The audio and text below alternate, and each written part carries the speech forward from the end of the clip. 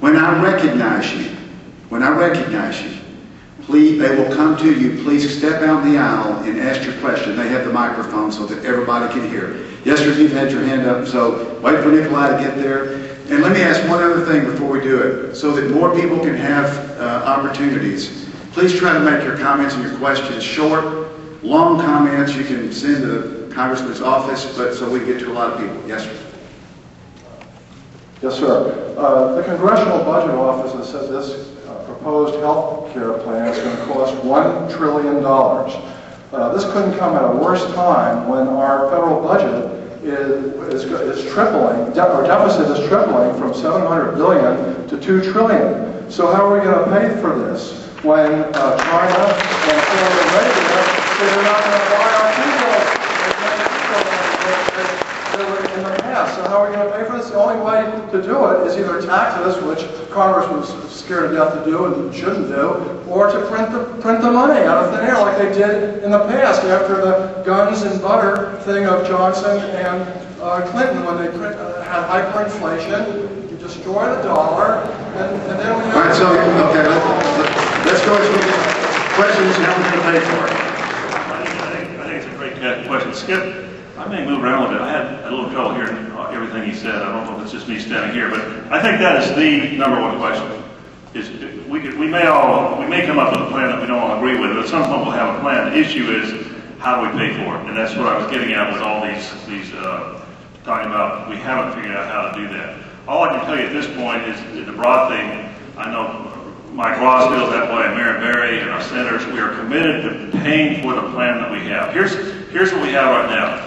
We have a total American dollars every year in healthcare is about 2.6 trillion. 2.6 trillion. Now, if we can find somewhere in that $2.6 trillion, somewhere around $100 billion a year.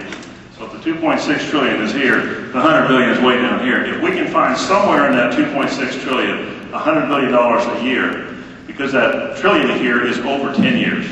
It's about 100 billion a year.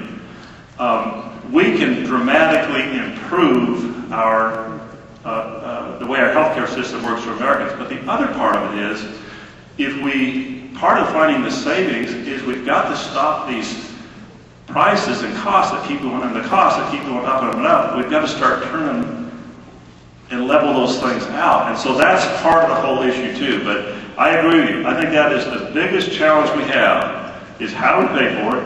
And we are going to find ways to do that. I can give you some examples of some of the things that we do. Well, let me give you some examples. Chronic disease management. We have an issue with folks who have chronic diseases. If for reasons they don't have good health insurance, they only end up coming into the hospital with crises. That runs up the healthcare bill for everyone. It is much cheaper to have ongoing, sustained primary care that keeps people tuned up. We have an issue with readmissions to hospitals, and part of that is that same issue. Yeah, they get in the hospital, we take care of them, they go home, they don't have good health insurance or get access to care, they don't stay tuned up, and they get bumped back in the hospital. Readmissions runs up the cost of care.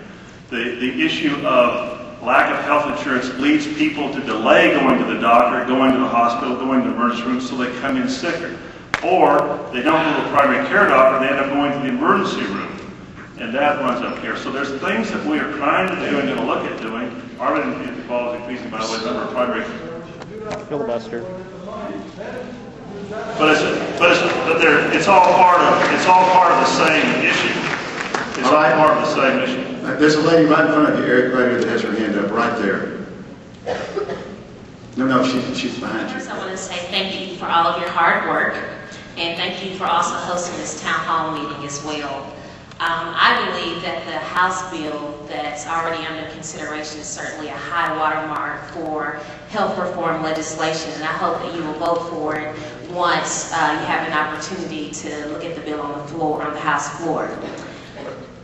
As you know, Arkansas has had great success with Our Kids First, supported by Medicaid and the Child Health Insurance Program, which has cut our rate of uninsured kids in half.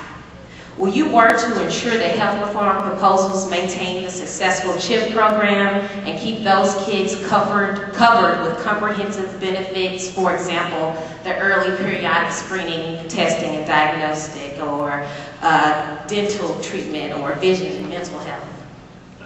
Yes.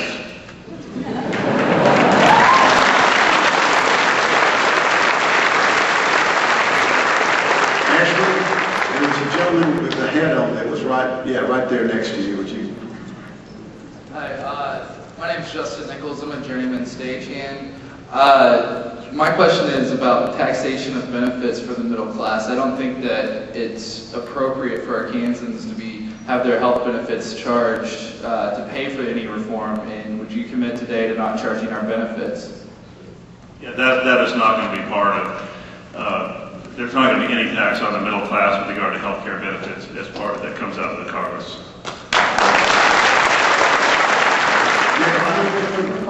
And I would like to say that I went on opencongress.org and I've read in its entirety Division A of H.R. 3200. And the most concerning part that I find is A, the creation of the Health Choices Administration as a new independent branch of the executive government, and B, the creation of the Health Benefits Advisory Committee, which will be 18 to 26 people appointed by the President or the Comptroller General of the United States.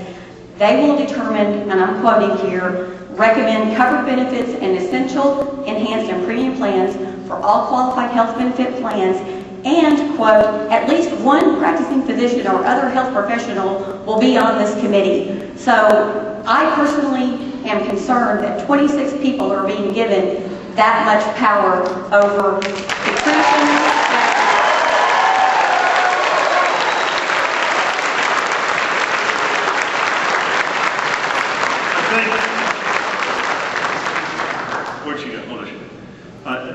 That's really an important issue. That's also what I call a gold tablet issue. Moses did not write on gold tablets what the best way is to do that. The issue is, okay, when we talk about having some kind of a policy that Americans would go out and know if they buy that policy, it will not be one of those policies that doesn't cover insulin pumps, that has big gaps in coverage.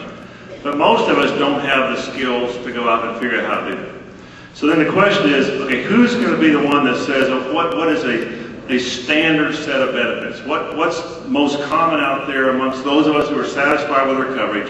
What makes the most sense for coverage? Well, the question is, who do we have make those decisions? I don't want it to be Congress.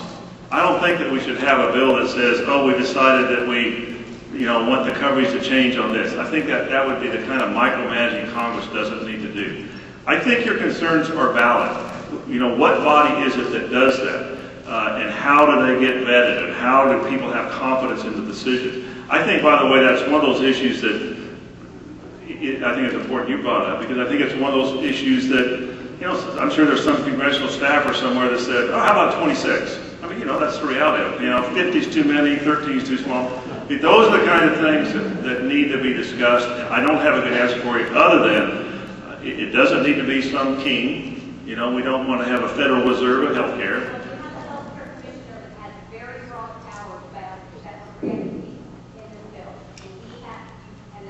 Yeah, no, the issue is, it's a very valid concern. And then once you have this body set up, we all want to have that. We want their actions to be transparent, and we want the ability to have some input into the decision-making process. And I think we will find, as time goes by, we'll figure out a way to do that makes people comfortable. I think that is an important